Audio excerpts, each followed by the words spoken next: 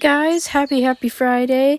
Here is Book 2, Part 1 of Fox's Creed.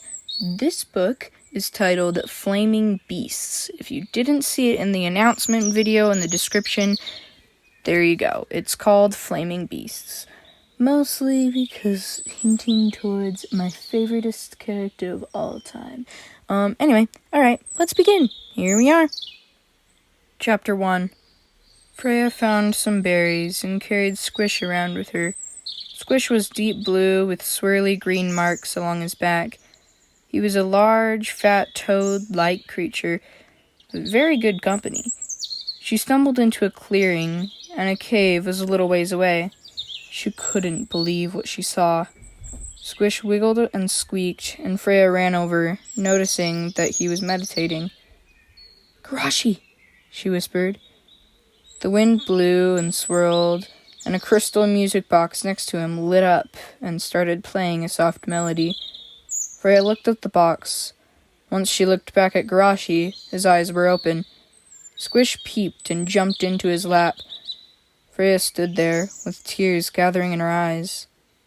Freya? What? Garashi was cut off by Freya hugging him. "Garashi!" she cheered. Squish sat next to them, with his tongue poking out. Freya hugged Garashi as hard as she could. Okay, I can't breathe. Freya!" Garashi choked. Freya let go. "Oh, right, sorry," she chuckled. Garashi smiled. "What happened to you? You look amazing," he chuckled, grabbing the music box. Freya sat down. "I guess a lot can happen in 5 minutes," he said, rubbing his neck. Freya's excitement flattened. "Garashi," she murmured. Garashi wrinkled his nose. "What's the face?" he asked. Freya took a deep breath. "Garashi, how long has it been?" she asked, taking in slow breaths. "I told you, about 5 minutes. Why?" he asked, confused. Freya shook her head and tried holding back tears. "Garashi, it's been more than 2 years, she said, with tears sinking down. Squish garbled sadly and licked his nose. Well, forget what I said. Tell me everything that happened, like how you got those ears and stuff," he said, forcing a smile. Freya smiled and shook her head. "Okay," she whispered. Vex found Coral sleeping under a tree, with Julius in his lap. Mitaro came over and heard Coral whispering stuff under his breath. Coral opened one eye and smiled at Mitaro. Vex carefully picked up Julius and took him to his bed. "Anyone hungry?" he asked, looking at Mitaro with a blank stare. They talked with Maychex and Patron, ate some food, and played with kids for a while. Then Mitaro, Vex, and Coral walked along a trail next to the Minotaur Lake, with Tide swimming in it. Coral stopped and squinted at the bushes. "Do you hear something?" Coral whispered.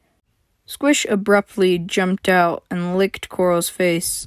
"Oh, Coral, looks like you got a new friend," Vex chuckled, smacking a hand on Coral's back. Freya ran up and grabbed Squish. "Don't do that! What?" Freya stopped and looked at Coral with a red, flushed face. Then Mitaro hugged her. "We forgive you," she said quietly after a minute. Rashi slowly walked out, holding his wrist and keeping his hands on his chest. "Hey guys," he said awkwardly. Mitaro and Vex froze, but Coral jumped up and hugged him. "Hey, you must be Garashi. Vex told me about you," he chuckled. Garashi held his breath and racked his brain for any information about the random fae. You're a Coral?" he said, still shocked. Coral let him go and smiled. Mitaro and Vex both ran up and shouted unintelligible cries. Squish yipped and flopped around the hug happily. They all caught up on each other's stories in the peach fields. "So now Freya's 15, Mitaro and Vex are 16, Rashi said. "And Coral's 14? he said, trying to remember everything. "Yep," Freya said. "And Raxon is 19. He's a raccoon fae? Imp? What is he? Garashi asked, wrinkling his nose. Mitaro nodded sarcastically. Correct. Raxon is Raxon, she said blankly, making them all laugh. They shared stories and snacks together all afternoon. Maecheks and some kids came to join them after a while, and everyone started playing, except for Garashi. Garashi, come play! We're playing hide-and-seek! Vex shouted playfully at Garashi. No, I'm good, Garashi called back. Then he climbed up a peach tree and relaxed for a little. 23, 17, 3, 100, ready or not, here I come! A wolf minotaur shouted, giggling and growling playfully. Garashi smiled and watched the little minotaur run around, shouting and finding the others. Curious, a little voice cooed behind Garashi. He turned around to see a lemur minotaur boy. The boy used his feet and tail to hang upside down on a branch next to Garashi, hiding in hopes for one's peers to be inadequate to find you. It's simply entertainment from boredom, costlessly finding hiding spots. So then you know where to go all the while of an incursion, he said softly and quickly. Garashi was surprised. He tried to understand what he was talking about. You dread your being. Motive? The boy asked. Garashi was way confused. He sat there blinking rapidly at the lemur boy, trying to get an answer. Why would I be scared of myself? You should be playing with them, he said, shaking his head. Absolutely not. You qued the call of Kroshimu, yes? The kid said, jumping in front of Garashi. Yes? He whimpered back. Hey, I found you! Don't run away, this isn't tag! The little wolf girl giggled, bouncing up and tapping the boy's foot. The lemur minotaur shook his head with a sneer and jumped to go play. Then Mitaro hung from a vine in front of Garashi. Dang, that kid's scary sometimes, she chuckled. Yeah, I guess so, Garashi stuttered. Mitaro dropped onto a higher branch and kicked her legs. Garashi plopped his head against the tree and sighed. I'm not much of a kid person, he mumbled. Oh? Mitaro said, looking at him blankly. The kids all stopped when the lunch bell rang. They stormed over to a large archway that led inside.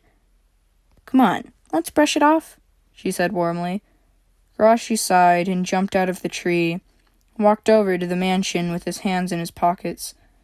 Sooner or later, Mitaro, Vex, Freya, and Garashi sat out in the field and had a picnic, retelling a few stories and explaining their experiences with different animals or plants.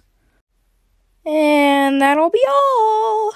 I cannot wait for the next chapter, because the next few chapters are not even in the same universe! Ha ha ha ha ha! Yes, because you'll notice in just a little bit why. Alright?